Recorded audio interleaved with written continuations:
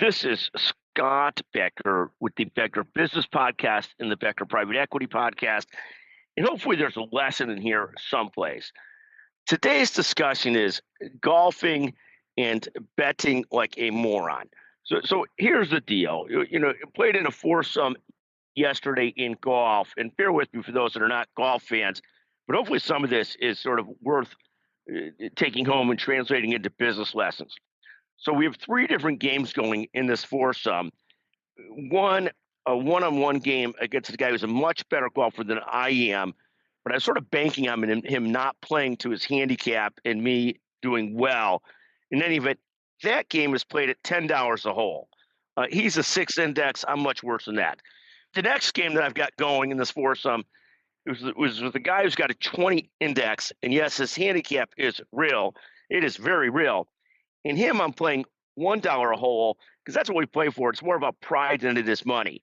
So I've got the $10 going, the $1 going. And then we've got a Scotch game going as well, which is a convoluted way of playing, team low, do you get procs, birdie blitz, combined, et cetera, and there as well. So the ultimate outcome here is I out-golf the guy that's got the horrendous handicap, and yes, his handicap is real and clearly real, and I'm picking up constantly $1 a hole against him. The flip side is I am losing to the guy who I'm playing against for $10 a hole and constantly taking it on the chin there. So net, many holes, I'm losing $9 a hole, plus losing in the Scotch game. My partner, somewhere through the round, ends up with a thumb injury of some sort. God only knows what caused that.